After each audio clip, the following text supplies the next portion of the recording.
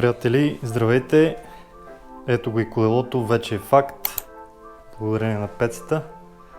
Отново благодаря на него и на семейството му за съдействието. Това е оригиналният му вид. Мисля такъв, че абсолютно нищо не съм пипал. Все още. Размер XL. Доста е голямо. Но според Трек и моите габарити и височина, това е размер за мен. Като цяло колелото е доста солидно, боен твърдак. Теглото му е доста добре. Компонентите изглеждат солидни и качествени. Гумите са огромни. 29 инча на 2,6 дебелина. Най-якото е, че идват Tubeless Ready с Sealant течност и без вътрешни гуми.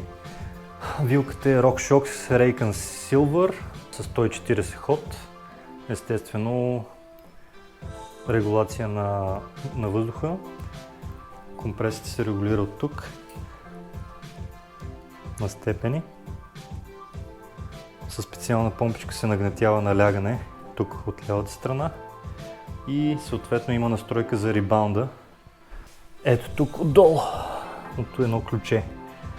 Тия настройки ще ги правя на малко по-късно. За целите на колелото, което е трейл пътеките, мисля, че този ход е предостатъчен, като максималният ход на вилките, които предлагат за тази рамка е 150, което е страхотно. Има възможност да се сложи по-натам и 150 вилка. Самата рамка е бих казал, доста добре изработена, от много улекотен алуминий, много здрав. Хубавото на рамката е, че жилата са прокарани отвътре и нещо много готино. Фабрично има протектор отдолу на самата рамка, както и chain guard. Протектор за веригата, ето тук ще ви го покажа. Отново фабрично е сложен. Цветът е тъмния мат, има още два цвята, но просто те бяха твърде шарени за мен. Аз исках нещо по-класическо и мисля, че този цвят е доста добър вариант.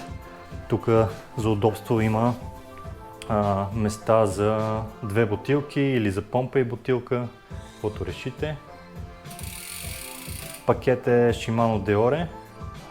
Задното движение, колелото идва с едно по 12. Курбели Deore, проход с ос. Много е яко, че са сложили водач. Отново идва с колелото на веригата против падане. Също така има дупки на самата рамка за башгард. Естествено труаксели отзад и отпред. Обтегачите Deore, задния дерайльор с съединител. Ето тук мога да ви покажа как се щраква, надявам се вижда, да не се нича. Съединител е когато спускате някакви супер груби терени, просто да поддържа веригата опъната. Звука на движението е страхотен. Седалката е дроп колче. Самата основа съм я свалил най-додолу, тъй като сами разбирате, вижте колко става високо. Напълно достатъчно е, няма нужда да вадя и от седалката. И след това, като се натисне, се прибира. По този начин по пътеките имате възможност седалката да ви се махне от пътя и да спускате с лекота. А когато катерите, просто я качвате на нужната височина и катерите. Ергономично погледнато, това колело си е за мене. Чувствам се потънал между гумите и това, което виждам е предната гума далеч пред мен. Предполагам, че колелото по наклон ще бъде супер стабилно.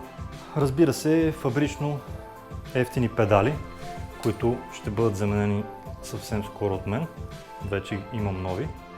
Спирачките са такива, с които излизат почти всички нови колела под 3500-4000 лева на Shimano MT200, които въпреки че са с ротори 180 отпред и отзад, ще са ми крайно недостатъчни. На мен ми трябва спирачка, която при продължително каране под наклон да не прегрява и да спира здраво.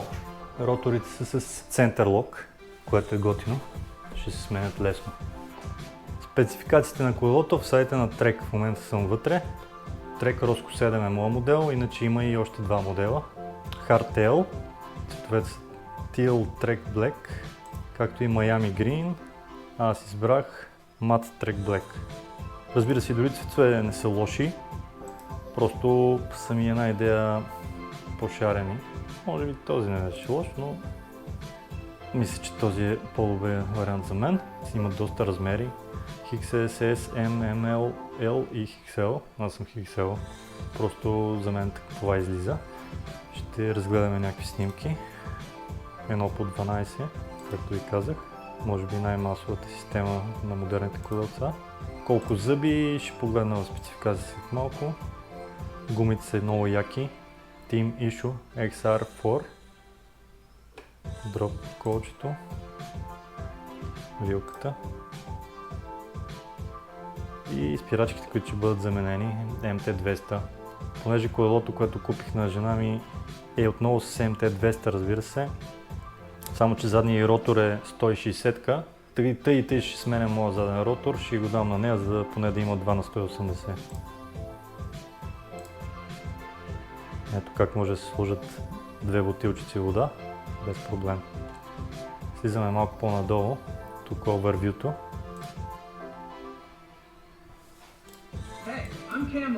Няма да гледаме видеото. Отиваме на Features.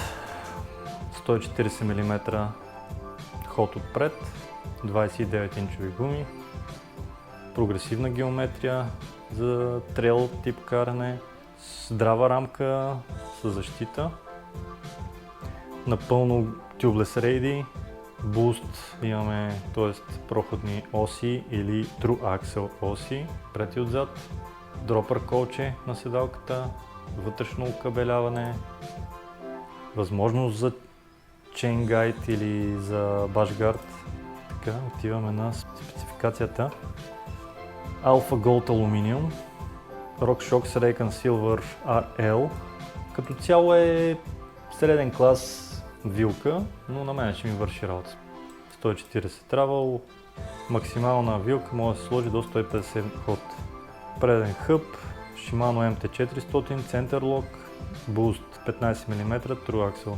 Заден хъб, Shimano MT 510, Center Lock, 148 Boost, 12 мм Axle. Bone Trager, True Axle Removal с самите оси. Bone Trager Line Comp 30, Tubeless Ready с 28 дупки. Това е за шината. Гумите 29 на 260 ширина. Shifter Shimano Deore M6100, 12 speed. Мисля, че това е доста добре за парите. Честно да ви кажа, тия спецификации са едни от най-добрите за цената. Задният дерельор Shimano отново M6100. Курбелите с Shimano MT511, 30 зъба. Касетата е Shimano Deore 6100 отново. 1051, 12 скорости. Веригата Shimano Deore пак 6100. Това ми харесва, защото целият комплект е на Shimano Deore и е 6100. Минаваме на там. Bone Trager седалка Arvada с ML XL. Всичките са с 470 мм колче.